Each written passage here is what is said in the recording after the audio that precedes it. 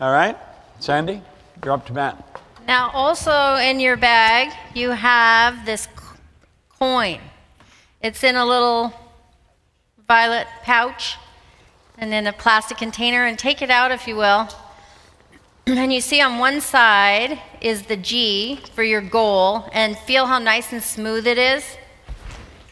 You want to keep this in your pocket. It says, my desire is moving into form. That's on the G side. Now on the E side, that's your environment, and feel how rough that is. And it says, choose your friends wisely. Now I want you to think about that. We're going to get into the ABCs of goals. But if you come up with a goal here that is a C goal, then most of the people in your life outside this seminar room are not going to be in harmony with your goal. So if you look at the 5 people you spend the most time with and you look at their results, your results are likely to be very similar. But because we become what's going on in our environment, the people we spend time with.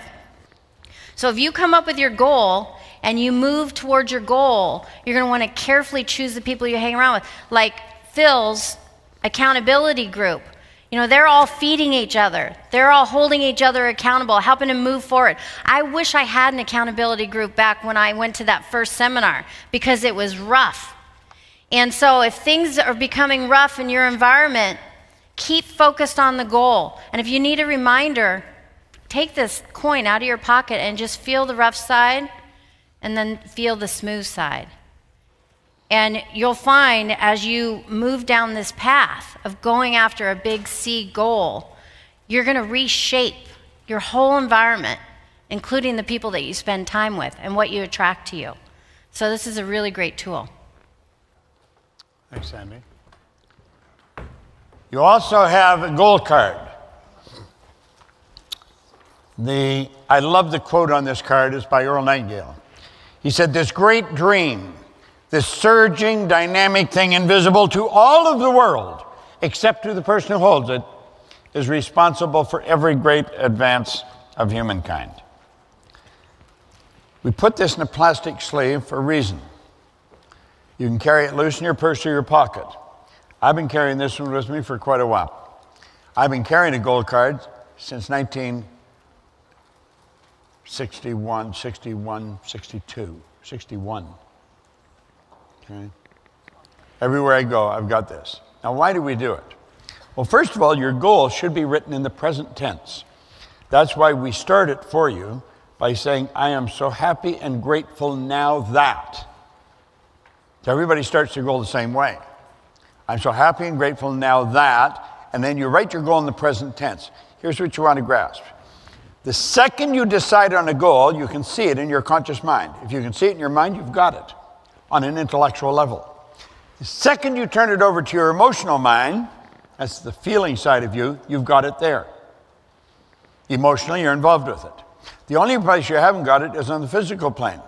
And that is because a period of time must elapse before that idea will move into form. Okay? All seeds have a gestation or an incubation period. Now, we know what the gestation period is for most physical seeds. For spiritual seeds, and that's what an idea is, we don't know what the gestation period is, so we guess. So you can put a date, but understand you're guessing at the date. You don't know how long it's going to take to move into form. I've had to change my date 3 or 4 times, right? I have missed a goal by a year. I'm missing it by more than a year right now. But that's what this goal card's for. Here, Andrews, you can have 2. Whoop, there you go. Now, what we're going to do, I'm going to flip through these slides quickly, and then I'm going to ask you to take each page 6 through 12. Not right now, after we go through the slides, and I want you to discuss each one of them. The 6 phases. The first phase is you've got to decide, who am I? See, it's you going for the goal. If you don't even know who you are, you're going to have trouble. And that's why most people have trouble. They've never even figured out who they are. They think they're their name, or they think they're their body. You're not your body. You've never heard anyone say, am hand. You've never heard anyone say, am leg. We say, my hand, my leg, my name, my body. Who am I? It's a good question. Where am I now? Where am I now? You're going to know where you're at right now. Next one, where am I going? These are basic questions. Think. 6 phases. Who am I? Where am I? Where am I going? These are so simple, hardly anybody has the answer to them. Then your critical choice. What is your critical choice? That's the target you're going to be shooting at. Then you've got to see that it can be done. How are we going to know it can be done? It's by gaining an understanding of the laws, a serious understanding of the laws. You will know it move into form. See, there's one thing that Sandy has going for her, Phil has going for him, Bob's got going for him, for me, is we don't wonder when we set a goal if it's going to happen. We know it's going to happen. How do we know? We know from past experience. You just do this for a little bit of time and you will know. You won't wonder whether it's going to happen, you know. Now, the people around you may not know. People around you may think you're a little strange. People around you may think that you're really, stretching it. I was going to Malaysia one time. I was running back and forth between Kuala Lumpur and Toronto every month for about 5 years. And as I often mention, it's 25 hours in the air one way. If you go any further, you're coming back. It's as far as you can go from Toronto without coming back. So it didn't matter which way I went. Sometimes I go through LA, sometimes I go through London. I go around one way or I go around the other way. It didn't really make any difference. It took the same length of time. Well, why am I even telling you that? Oh, yeah. I spend time on the plane working with ideas or numbers. Well, on this one plate, I wrote down a 1 and 6 zeros, $1 million. And I had earned $1 million a long time before, and I thought, what's so different about people that earn millions of dollars and people that think it's your fantasy? What is the difference? And it suddenly, I was playing for quite a while before it dawned on me. They don't just have one source of income. They have multiple sources of income. I didn't come up with multiple sources of income right away. I have many, a lot of sources. And I narrowed it down. We eventually called it MSIs, multiple sources of income.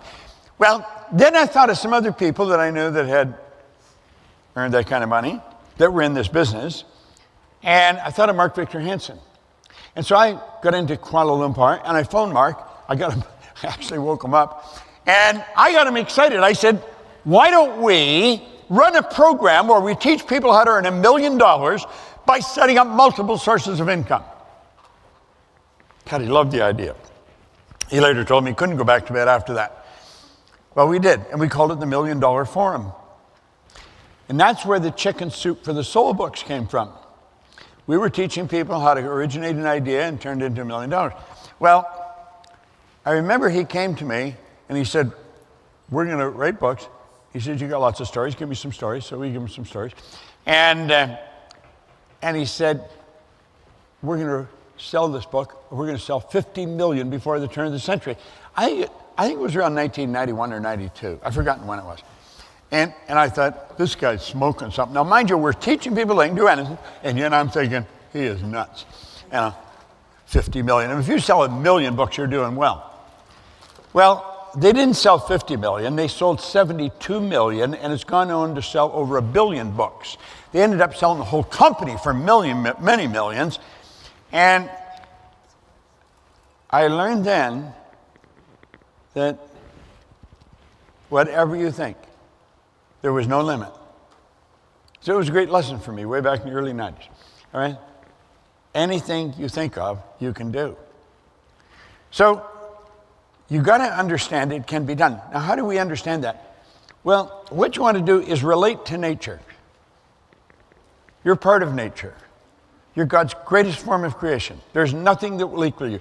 Now, you're going to find all kinds of people. They go to their church, they go to their temple or their mosque or whatever, and they say, oh, yeah, it can all happen. But they don't really believe it at all. And they say, God, please help me. God ain't going to help you. It's been written that God will feed every bird, but he doesn't put food in the nest. You got to do it. You've been given the tools to do it. So it's not good enough to get on your knees and make a noise. You got to understand. Prayer is the movement that takes place between spirit and form with and through us. All things are possible. No limits. It can be done. And then the manifestation is paying the price. You got to pay the price. If you don't pay the price, you're not going to get it. You've got to pay the price. Now that's the bottom line. If you're not prepared to pay the price, you're not going to get it. It's that simple. I hope you enjoyed this video. We put a lot of good information up here, and it causes everything in your life to get better. If you'd like us to notify you every time we put a new video up, hit subscribe and then turn on notification. Check out all our videos, and we will notify you when we put a new one up.